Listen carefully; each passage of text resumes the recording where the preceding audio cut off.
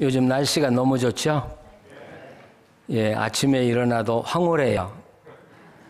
예, 또 낮에 운전하고 다니면서도 늘, 이렇게 아름다운 곳에 내가 산다는 게 이 기적 같아요. 기적이 멀리 있지 않더라고요. 근데 우리가 그 기적을 기적으로 못 보니까 문제고요. 그래서 저는 제가 사는 이 지역이 세계에서 제일 아름다운 곳이고 기후가 제일 좋은 곳이라고 믿고 살고 있어요. 사실이고요. 행복하세요? 예, 연세가 드실수록 감정, 이 가슴이 뛰어야 돼요. 그래야 젊어지시는 거예요. 감격이 없어졌다는 건 여러분 노인이 되고 늙어가고 있다는 거니까 막 가슴이 뛰게 하세요.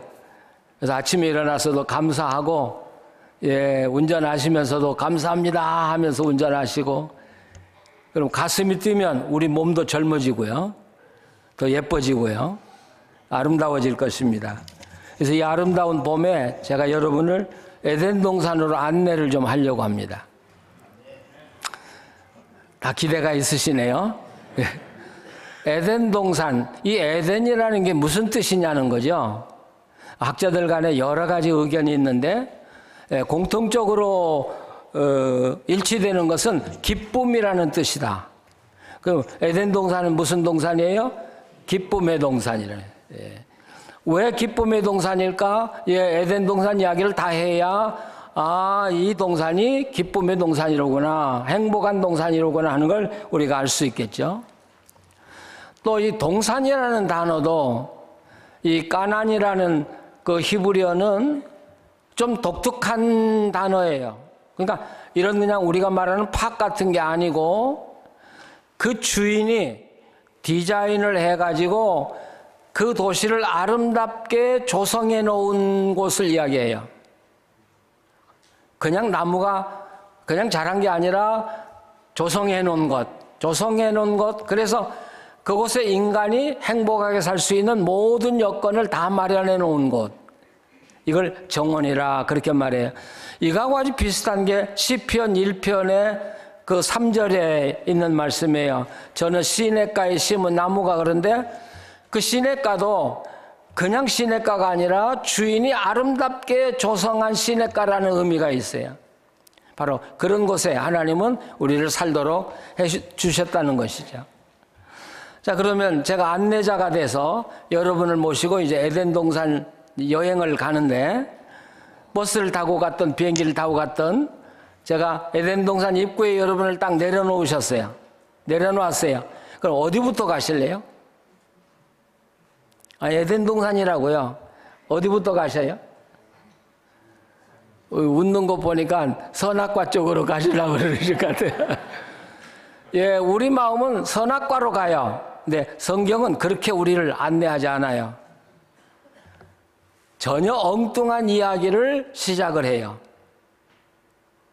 그래서 오늘 성경을 보면 앞에 나와 있는 모든 이야기가 그냥 필요 없는 이야기를 붙여놓은 게 아니라 이 이야기를 다 읽어내야 선악과를 알 수 있기 때문에 기록된 말씀이에요.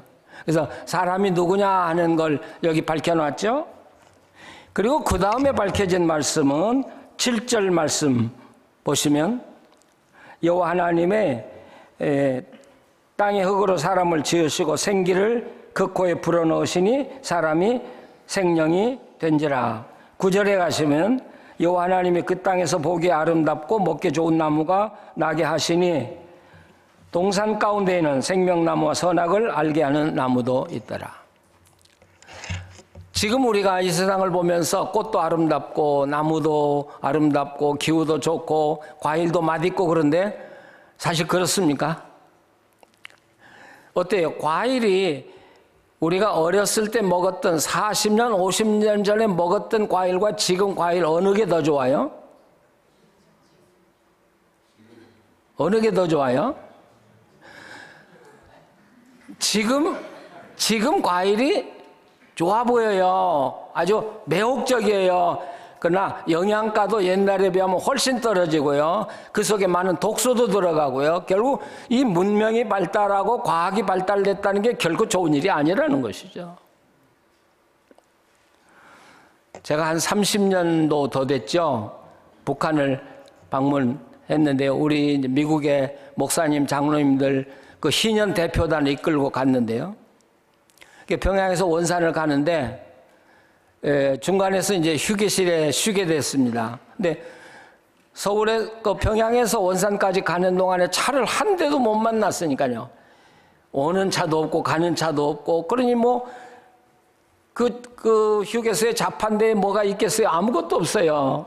가서 보니까 사과, 마치 애들 주먹만한 사과 10개 묶은 거 몇 개 놓고 팔더라고요. 그게 다예요. 그래서 제가 이제 간 우리 대원들을 위해서 사과를, 근데 보니까 뭐 적고 보기도 그렇게 먹음직스럽지도 않고 또 먹으면 신맛이 날 것 같고 그래도 그거밖에 살 수가 없으니까 사다가 나눠줬는데 그 사과를 먹는 모든 분들이 다 깜짝 놀란 거예요. 왜요? 이렇게 맛있는 사과는 처음 먹어보는 거예요. 왜? 자연의 맛 그대로 보존해요. 발달이 안 됐으니까. 그게 옛날 우리 40년, 50년 전에 먹던 사과 맛이더라. 에덴 동산의 과일은 그보다 더 맛있는 거예요. 예? 우리가 그 맛을 몰라요. 근데 하나님이 이 땅의 모든 걸 회복시켜 주실 때 로마서 8장에 나오는 만물이 탄식한다고 그러죠. 회복되기를 바라면서 탄식하는데 그게 회복되었을 때 그 과일의 맛은 에덴 동산의 맛으로 회복이 되고 그 아름다운 꽃들의 빛깔은 태초의 빛으로 돌아간다는 것이죠. 그게 지금 에덴 동산에 있는 것이죠. 근데 이게 특별히 생명나무와 선악과 이렇게 있는데 여기 생명나무에 우리가 관심을 좀 가져야 돼요. 생명나무는 이거 먹으면 안 죽고 영원히 사는 과일임에 틀림이 없어요. 그런데 이 생명이라는 단어 속에는 뭐가 들어가 있냐면 우리 원기라고 하나요? 우리 원기. 우리의 원기를, 우리의 힘을 계속해서 공급해주는 과일이라는 거예요. 우리 연세 드신 분들은 마음은 청춘인데 원기가 자꾸 떨어지죠? 힘이 없어지죠? 예. 근데 생명 과일만 먹으면 젊은이처럼, 예. 기운이 펄펄 나고요. 새 힘이 솟고요. 바로 이게 생명나무라고요. 예. 그러니까 에덴 동산은 아름다웠을 뿐 아니라 우리가 먹고 살기에 넉넉했고 그걸 먹으면 항상 청춘을 유지할 수 있는 힘을 공급할 수 있는, 우리가 요한계시록 21장 22장에 가면 바로 그 모습을 또 보잖아요. 예. 병들 일도 없고요. 그러니까 우리 인간이 이 땅에 살 수 있는 모든 조건을 다 갖춰놓은 곳, 바로 이게 에덴 동산이고 이게 우리의 고향이고 우리가 돌아가야 될 곳이고요. 근데 거기서 보면 강이 4개가 나와요. 서울은 강이 몇 개예요? 서울에 강 2개 있어요? 서울에 갈 때마다 참 놀라는 게 서울을 살려주는 게 한강이에요. 그게 없었더라면 서울이 어떻게 살아갈까? 근데 에덴 동산은요, 강이 4개라고요. 저는 성경을 연구하는 사람이기 때문에 유브라데 강을 가봤어요. 티그리스 강을 가봤어요. 이 다리에서 이렇게 보면 아주 깊은 강인데 한강보다는 좀 작지만 땅 끝까지 다 보이는 그렇게 맑은 물이에요. 정말 아름다워. 근데 이 유브라데 강 하나가요, 터키를 살릴 뿐 아니라 4나라를 살려요. 시리아, 레바논, 이락, 이란. 그러니까 터키에서 이 댐을 막아버리면 4나라가 다 죽어요. 그만큼 풍요로운 강 물줄기가 에덴에서부터 4강이 흘렀다. 그러니까 전 세계로 흘러 넘치는 것이죠. 왜 하필 4시예요? 하나면 족할 텐데. 왜 4시라고 했을까요? 이건 뭐 숫자 노름이 아니고요. 물이 많다는 이야기잖아요. 그럼 물이 많으면 어때요? 풍요롭다는 이야기죠. 물이 많으면요, 넉넉해요. 그러니까 이 물 넉넉한 곳을 통해서 곡식도 넉넉하게 자라고 과일도 자라고 모든 인간이 먹고 살기에 부족함이 없는 것들이 넉넉하게 자라고 남도록 되어 있는 동산이 바로 에덴 동산이라는 것이죠. 강이 4개라고 하면 에덴 동산은 결코 좁은 동네가 아니라는 걸 우리가 알 수 있죠. 강 하나가 흐르는데도 그렇잖아요. 근데 4개가 흐른다면 에덴 동산은 이 나구나 지역 정도가 아니라 이보다 훨씬 넓은 지역, 훨씬 넓은 지역. 그러니까 어떻게 보면 이 땅에 인류가 다 살고도 남을 수 있는 그런 지역을 하나님은 거기 조성해 놓으셨다는 것이죠. 근데 그 중앙에 생명나무가 있고 중앙에 선악과가 있다는 거예요. 근데 이 에덴 동산 이야기를 할 때 저한테 가슴 뛰게 하는 것 또 하나 있어요. 그것은 3장 그 8절 말씀인데요. 한번 3장 8절 말씀을 한번 같이 읽어보실까요? 그들이 그날 바람이 불 때 동산에 거니시는 여호와 하나님의 소리를 듣고 아담과 그의 아내가 여호와 하나님의 낯을 피하여 동산나무 사이에 숨은지라. 예, 우리가 성경을 구약에 읽으면 하나님이라고 나오는 데가 있고 여호와 하나님이라고 나오는 데가 있잖아요. 근데 의미가 달라요. 여호와라는 말은 아마 들어보셨을 거예요. 야훼라는 말이에요. 이게 하나님의 이름이에요. 그건 우리 인간과 언약을 이야기할 때는 반드시 여호와 하나님이 붙어요. 그러니까 아주 심각할 때는 여호와가 붙어요. 근데 여기 보면 여호와 하나님이 2번 반복해요. 근데 그날 바람이 불 때 번역이 잘못된 거예요. 좀 잘못됐어요. 이 성경의 기분을 살려내지 못하는 거죠. 이게 무슨 말이냐면 아주 서늘한 바람이 기분 좋게 부는 저녁에, 여기 나구나 지역 같죠? 예. 그 말 아시죠? 저녁에 불어오는 그 기분 좋은 바람, 예. 불 때 하나님이 이 에덴 동산을 찾아오셔서 건이 싫었다고 기록이 되어 있어요. 건이 싫었다. 네, 히브리어에서 이 거니신다는 단어는 2가지 의미가 있어요. 하나는 재규동사고 하나는 분사형 동사예요. 이 재규동사라는 건 하나님이 누구에 의해서 오신 게 아니라 하나님이 의도적으로 자기의 의지로 오셨다, 그런 뜻이에요. 2번째 분사형이에요. 분사형은 끊임없이 하나님은 뭔가 걷고 계셨다. 예, 끊임없이 뭔가 걷고 계셨다. 자, 그러면 하나님은 왜 에덴 동산에 오셨을까요? 또 왜 끊임없이 걷고 계실까요? 예, 대답 안 하실 줄 알고 제가 물어요. 예, 학자들이 이렇게 생각해요. 하나님이 범죄한 아담과 하와를 혼내러 오셨다. 그럴 수도 있어요. 또 좀 더 보수적인 학자들은 그들을 불러서 회개시키고 죄를 용서하고 다시 에덴 동산에 살게 하려고 오셨다. 자, 좋아요. 그런데 그러면 하나님이 그렇게 의도적으로 오셨으면 바로 아담을 찾아가든지 하와 찾아가서 용서하시든지 혼내든지 하셔야 되는데 왜 아담을 찾아가지 않고 계속 거닐고만 계신 거예요? 왜? 이상하잖아요. 아니, 저만 이상한가요? 그렇죠? 아담과 하와에게 뭘 하려고 했으면 찾아가서 이야기를 하셔야죠. 계속 거닐고만 계신 거예요. 이 거닐고 계시다는 말을 저는 뭔가 기다리고 계신다, 이렇게 보고 싶어요. 뭔가 기다리고 계신다. 그러니까 이것을 이렇게 이해하면 좋을 거예요. 바로 그 저녁에 바람이 서늘하게 불 때 이 사막의 가장 기분 좋은 시간 아니에요?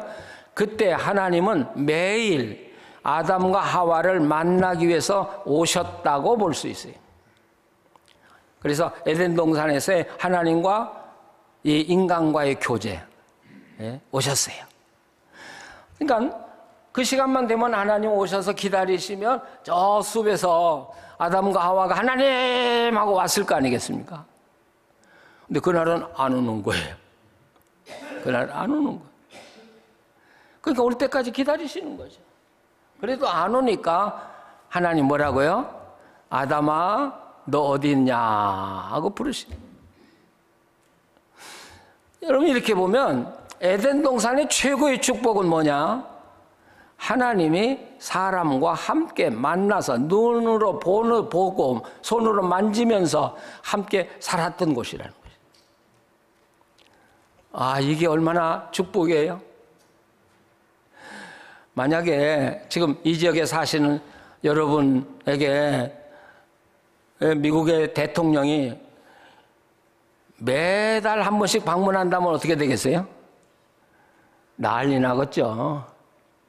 여러분이 어디 가면 자랑 아니라고 입이 찢어지겠죠. 미국 대통령이 나를 한 달에 한 번씩 찾아온다.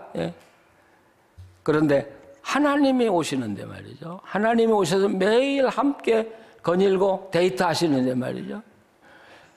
여러분이 하나님과 데이트를 안 해보셔서 별로 감동이 없는 것 같아요. 그게 뭔지를 모르셔서.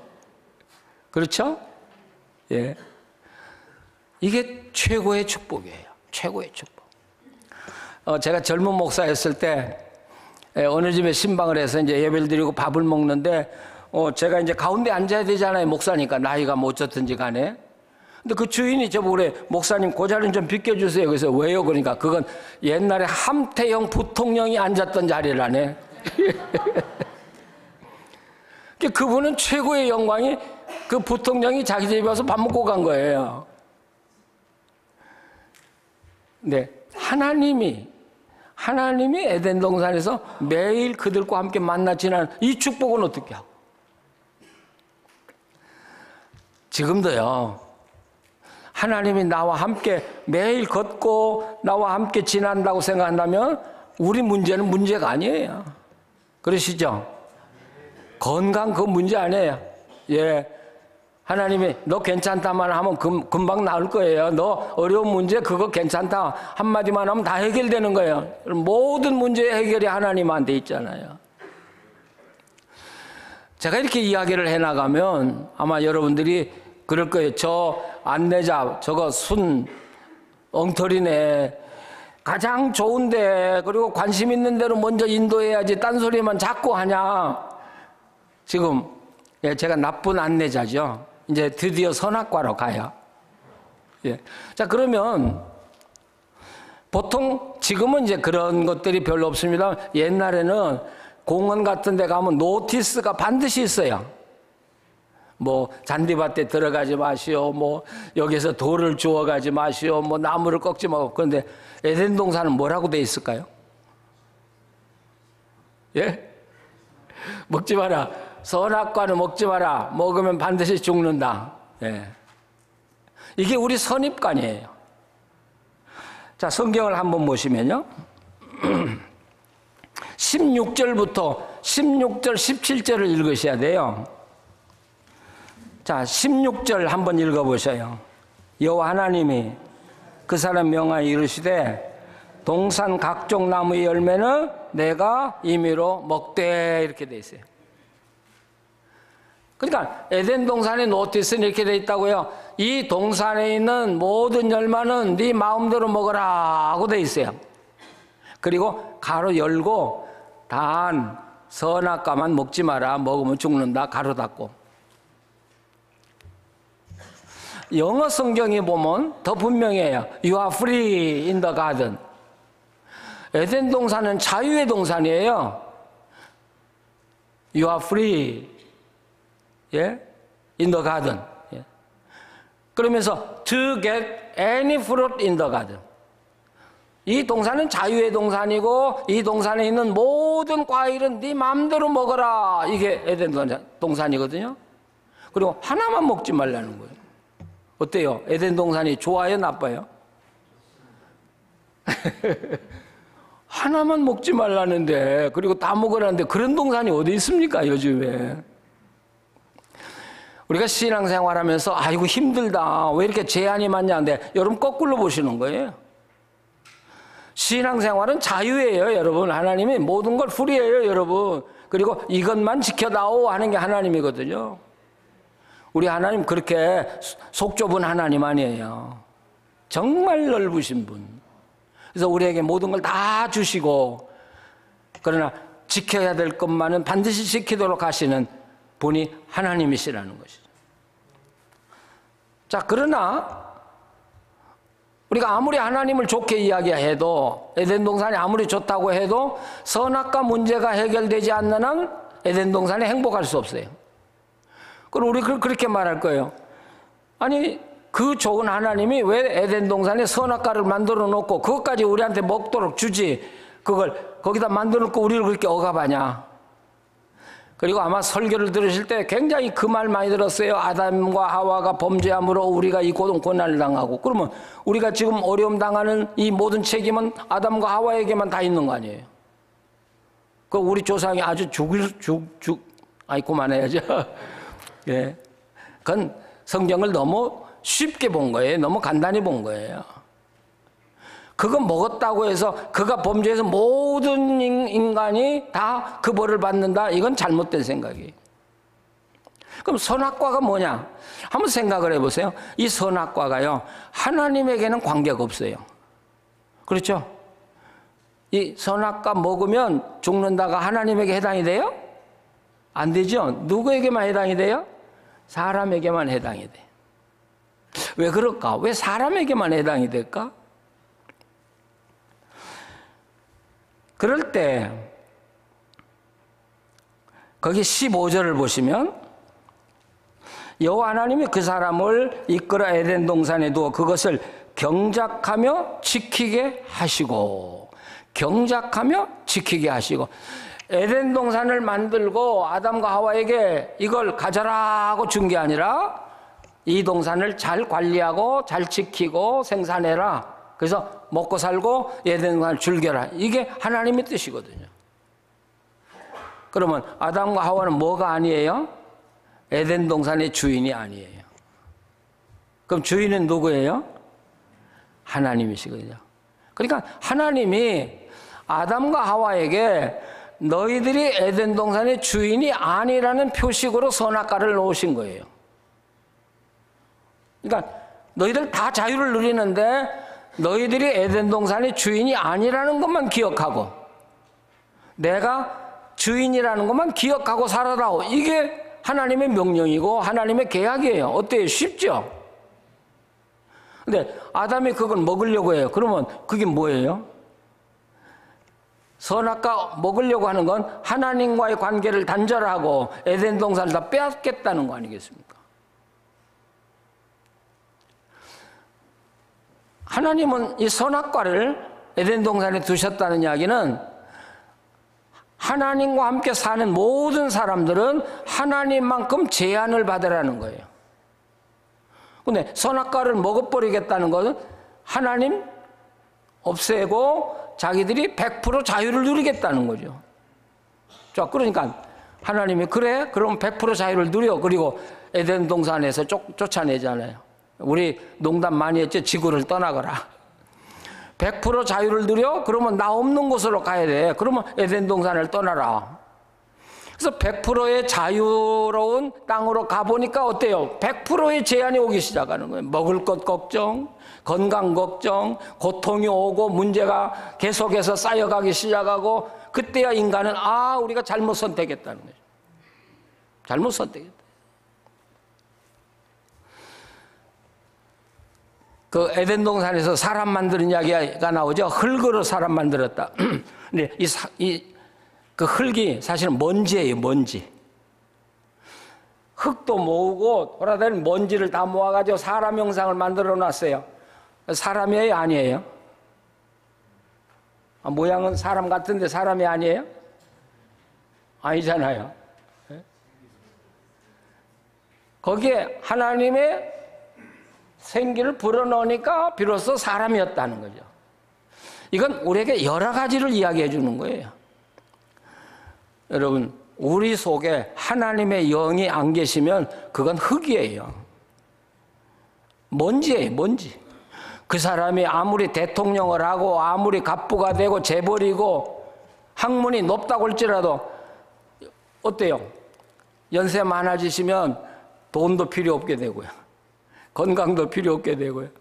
그분이 가지고 있는 모든 학식도 필요가 없게 되고 점점점 쫄아들다가 결국 떠나버리고 말죠. 그게 인간이잖아요. 근데 그 속에 영이 있는 사람은 아무리 우리가 몸은 쇠해가지만 아니 그 속에 영은 생생하게 살아있는 거예요. 예? 그리고 하나님과 함께 영원히 살 수 있는 것이고.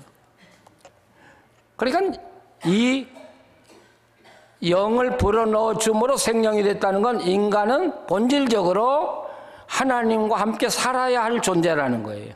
하나님 떠나서는 살 수 없다는 거예요. 그게 인간 존재예요, 우리가. 근데 여기서 더 중요한 건 우리 속에 하나님의 영을 불어넣었다는 이야기는 우리는 하나님과 교통할 수 있도록 만들어졌다는 거예요. 믿으셔요? 교통할 수 있도록. 하나님이 내게 무슨 말씀을 하시면 내가 알아들을 수 있고 내가 하나님께 말하면 하나님이 알아들을 수 있는 이 통신 장치가 우리 속에 있다는 거예요. 바로 그게 영혼이에요, 여러분. 그러니까 이 선악과라는 건 믿는 게 아니에요. 선악과를 놓고 창조주 하나님과 피조물인 내가 함께 살아가는데 필요한 관계예요. 필요한 관계. 그걸 지키라는 거죠. 그러니까 우리가 하나님과 내 사이에서 선악과를 놓고 통로가 이루어지면 그때부터 하나님이 우리에게 주고 싶은 모든 것이 그 통로를 타고 우리에게 오는 거예요. 근데 그게 단절이 되면 여러분 아무리 기도해도 아니요, 안 돼요. 그게 단절이 됐는데. 그래서 루터가 이런 표현을 했어요. 단절된 사람이 기도하면 하나님도 고통스럽고 기도하는 사람도 고통스럽다. 왜요? 달라고는 하는데 줄 수가 없으니까 하나님이 괴로우시고 하나님이 주려고 해도 담을 수가 없으니까 고통스럽고.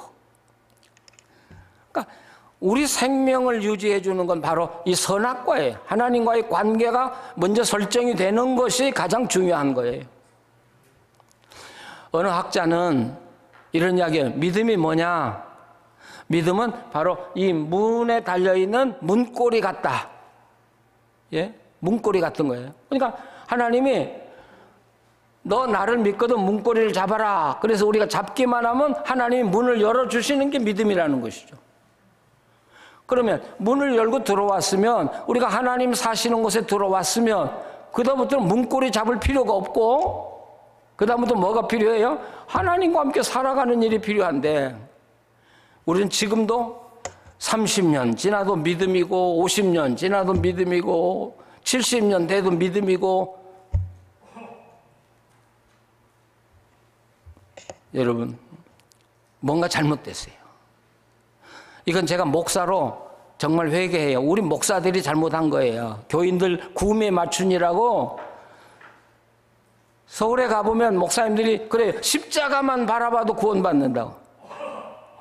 그렇습니까? 근데 교인들은 그 말 들으면 또 막 황홀해가지고 아멘 소리가 얼마나 큰지 몰라. 예수 그리스도의 이름만 부르면 구원. 여러분 다 그건 목사들이 속이는 거예요. 우리 목사들이 잘못한 거예요. 다시 우리 시작해야 돼요. 성경을 다시 시작해야 돼요. 우리 문고리 잡고 문 열어줘서 들어왔다고요. 하나님 안에 들어왔다고요. 그러면 그 다음에 뭘 해야 돼요? 바로 그럴 때 필요한 게 선악과예요. 선악과. 하나님과의 관계. 하나님은 나의 유일한 하나님이십니다. 내가 의지하고 살 뿐이십니다. 저는 주님 의지하고 일생 살아가겠습니다. 그러니까 지금 우리가 이 땅에서 행복을 누리기를 원하는데 이 행복을 누리려면 몇 가지 단계가 있어요. 우리가 에덴 동산으로 돌아가야 되겠죠. 그렇죠? 일단 돌아가야 되겠죠. 두 번째는요, 선악과가 분명히 세워져야 되겠죠. 네. 근데 우리가 에덴 동산으로 돌아가는 길은 바로 우리를 에덴 동산으로 돌아가게 하기 위해서 이 땅에 보내신 분이 예수 그리스도시거든요.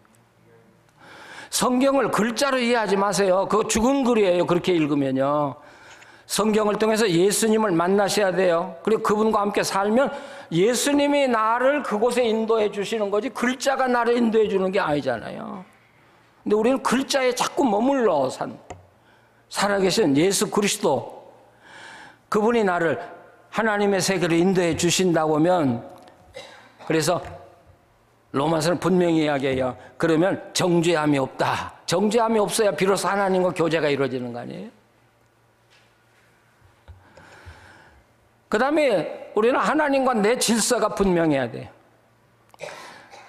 성경을 보면 이 아브라함이 모든 우리 믿음 생활의 모범인데요. 어때요? 아브라함이 하나님을 만나려고 노력을 하니까 만나 주셨습니까? 바울이 하나님을 만나려고 노력하니까 만나 주셨습니까? 어떻게 생각하세요? 그러면 제가 여러분이 하나님하고 함께 살아라 그러면 어이구 내가 어떻게 하나님하고 살아? 아무리 기도해도 안 되는데. 아브라함은 노력 안 했다고요. 바울도 노력 안 했다고요. 성경에 나오는 모든 인물들이 하나님과 함께 살았는데 노력하지 않았다고요. 그냥 하나님이 그냥 찾아오셨다고요. 왜요? 하나님과 나 사이에 관계만 바로 설정이 되면 내가 노력 안 해도 하나님이 나한테 오시게 돼 있고요. 나를 만나 주시게 돼 있어요. 믿으십니까? 어려운 거 아니에요. 중요한 건 하나님과 나와의 관계 설정이 가장 중요하다는 것이죠. 제가 40년 전에 저 혼자 유학을 왔어요. 그래서 이제 제가 그 콜롬비아에서 공부를 하고 이제 아틀란타에 가서 공부를 하는데 너무 공부가 어려운 거예요. 이 장로교 신학은 너무 어려워요. 영어도 모르는 데다가 한 과목에 뭐 10권씩 읽어야 되니까 뭐 수십 권을 읽어야 되는데 제가 당해낼 수가 없어요. 병이 나버렸잖아요. 그럼 공부 못하고 제가 돌아가야 돼요, 한국에. 그런데 어느 날 눈에 보이지 않는 어떤 분이 제 방에 오셨어요. 제 방에 오셔서 저하고 함께 사시는 거예요. 야, 이건 정말 신비스러운. 저를 마치 어머니가 저를 돌보듯이 저를 돌보기 시작하는 거예요. 저녁에 늦게 책을 보면 저를 혼내요. 그렇게 책을 보면 안 된다. 저녁에 잠을 잘 때 자야 된다. 그래서 잘 때까지 자도록 저를 아주 귀찮게 하시고. 그때 젊었으니까 아침밥 안 먹어도 잠 좀 자고 싶잖아요. 그러면 7시쯤 되면 깨워요. 일어나서 아침을 반드시 먹어야 건강한 거지. 야, 지금 생각하면 한 보름 동안 저와 함께 사시면서 저를 계속 간섭하시고, 그리고 제 건강이 회복이 되고 문제가 해결이 되니까 그 다음에는 떠나신 건 아니죠. 지금도 저하고 함께 사시니까. 믿으시죠? 어렵지 않아요.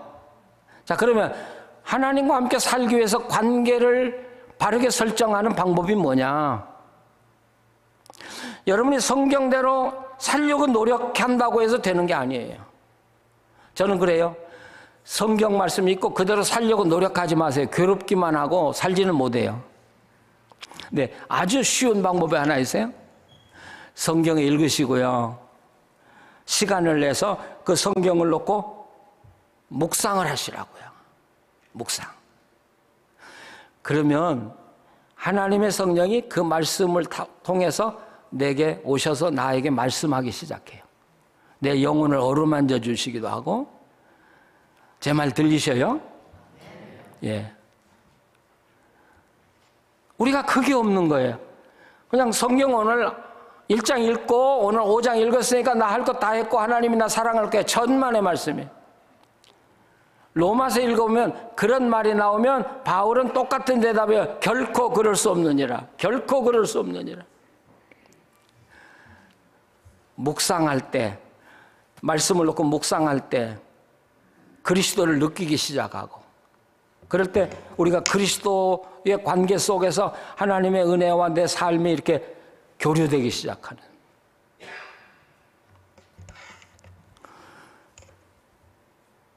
어제도 5,000명 먹인 본문을 읽었는데요. 우리는 5,000명 그러면 뭐 보리떡 5개 물고기 2마리 5,000명 먹였어. That's it. 그럼 뭐 우리하고 무슨 상관이에요? 물론 그게 팩트예요. 중요해요. 근데 성경에서 말하려는 건 그걸 말하려는 게 아니라 5,000명을 먹이실 때 예수님의 그 마음을 우리에게 보여주려고 하는 거예요. 근데 5천 명을 먹이실 때 예수님 마음이 어땠다고요? 목자 없는 양같이 유리함을 보고 불쌍히 여기사. 이 불쌍히 여긴다는 단어가 단장의 아픔이라는 이야기예요. 단장의 아픔. 이 단장의 아픔은 쉽게 이해할 수 있어요. 어때요? 내 아들이 아프면 어때요? 엄마들 창자가 찢어져요? 안 찢어져요? 남의 자식 아프면요? 안 찢어져요. 근데 내 자식 아프면 창자가 찢어져요. 예. 그게 바로 단장의 아픔이에요. 저도 가끔 우리 집 사람하고 아이들이 좀 아프고 할 때 저는 밥 잘 먹으니까 당신은 애를 뱃속에 품어보지 않아서 이렇게 태평하다고 그러는데, 아니 저도 단장의 아픔이 있어요. 거기 예수님은 그 몰려온 사람들을 볼 때 막 가슴이 찢어지도록 아팠다고요. 그래서 이들을 어떻게 도와야 될까? 그래서 말씀을 가르치고 그 다음에 기적으로 빵을 먹이시는. 그러니까 우리가 거기서 예수님의 그 아픔을 느낄 때 그 성경이지만 성경 속에서 살아있는 예수님의 마음을 내가 만나고 그리고 예수님의 사랑을 느끼기는, 이게 주님과 교류하는 비결이거든요. 그러니까 우리가 하나님하고 함께 살려면 하나님만큼 제한을 받으셔야 돼요. 100% 내가 예수 믿는다고 해서 100% 자유 누리면 그분은 하나님 사람 아니에요. 하나님만큼 제한을 받으세요. 내 건강도 하나님만큼 제한을 받아야 돼. 하나님 이렇게 건강 주셨으니까 이 목은 하나님 것으로 내가 하나님을 위해서 쓰겠습니다. 하나님을 위해 쓴다는 건 내 이웃을 위해 쓰는 거죠. 물질도 이만큼 주셨는데 이 목은 하나님 것이니까 이건 내가 하나님을 위해 쓰겠습니다. 여러분 반드시 우리는 하나님만큼 제한을 받아야 되고 하나님만큼 써야 돼요. 내 기능이든지 내 재능이든지 학문이든지 뭐든지 간에. 내가 하나님이 주신 건강과 지혜 가지고 돈 많이 벌어서 나와 내 식구 먹고 죽었다면 하나님 뭐라고 하시겠어요? 너만 먹고 잘 살다 와서 뭘 네가 자랑할 게 뭐 있냐? 하나님을 섬길 때 하나님만큼 제한을 받으세요. 교회 다니실 때도 하나님만큼 제한을 받으세요. 하나님 목은 분명하게 돼서, 그래서 하나님과의 관계가 설정이 되면 그 다음부터 하나님의 앞장서서 내 문제를 해결해 주시기 시작. 믿으십니까? 우리가 그 원칙을 따지면 가정에서 부부도 남편은 아내만큼 제한받아야 되고 아내는 남편만큼 제한받아야 돼요. 만약에 남편이 100% 그 가정을 장악한다면 그 남편은 독재자고 나쁜 사람이야. 아내가 만약 그 가정을 100% 지배한다면 그 아내도 나쁜 제한을 받아야 돼. 예. 부모는 자식만큼 제한받아야 되고, 자녀들 문제가 다 어디 생기냐? 아빠나 엄마가 아이들 몫까지 다 독점을 할 때 아이들에게 문제가 생겨요. 사회생활도 마찬가지. 이런 질서를 지켜나가기만 하면 하나님이 보실 때 너 내 마음에 든다. 예, 그러면 정말 하나님이 도움이 필요할 때 하나님 반드시 우리에게 오셔요. 오셔서 병도 고쳐주시고 우리 문제도 해결해 주시고 내 갈 길이 막막한데 내 길 인도해 주시고, 바로 그게 에덴으로 돌아가는 길이고 그게 선악과를 지켜가면서 에덴에서 주신 하나님의 축복을 누리는 길이고요. 지금 우리가 이 땅에서 살고 있는데 그러면 에덴이 어디냐? 예, 오늘 아침에 설교를 묵상하면서 이제 앞에 있는 나무를 보면서 묵상하는데 제가 느낀 게 있어요. 에덴은 물론 에덴이 있었지만 오늘 에덴은 내가 사는 곳에 이루어진다는 것이죠. 내가 하나님과 바른 관계로 살아가면 내 가정이 에덴이 되는 거예요. 믿으십니까? 공급해줘요. 우리 건강도 공급해줘요. 우리 문제 공급해줘요. 여러분 필요한 거 공급해 주셔요. 예, 하나님은 우리가 뭐 필요한가 다 알고 계셔요. 그런 사람이 교회 왔을 때 그 교회가 에덴 동산과 같은 교회가 되는 거고, 그런 분들이 모여 살 때 그 사회가 에덴 동산이 되는 것이고. 사랑하는 성도 여러분, 로마서는 그렇게 말하더라고요. 로마서의 유대인의 문제가 오늘 우리 한국교회 문제하고 똑같아요. 율법을 가지고 있으니까 우리는 구원받았다. 바울은 결코 그럴 수 없다. 율법을 읽는 것만으로도 하나님의 은혜를 받는다, 보상이 된다. 바울은 결코 그럴 수 없다. 할례를 받은 것으로 우리는 천당 간다. 결코 그럴 수 없다. 우리가 지금 그렇게 살고 있거든요. 교회 나온 것으로 난 다 됐어. 성경 그래도 몇 절 읽었어. 기도 나야. No way. 하나님은 거기를 넘어서라는 거예요, 우리한테. 그리고 나에게 나오라는 거예요. 그리고 나와 함께 살자는 거예요. 여러분, 그럴 때 비로소 에덴을 통해서 우리에게 주시는 하나님의 모든 축복을 우리가 누리고 살아갈 수 있는 것이죠. 믿으십니까? 나는 우리 모두가 그런 삶으로 들어가기를 바라요. 나이가 아무리 들었다고 해도 포기하지 마세요. 나 이제 나이 들었으니까 내 인생은 끝났다고 하지 마세요. 아니, 지금부터 일을 시작하세요.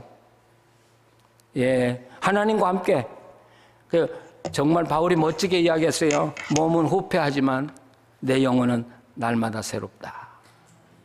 기도하시겠습니다.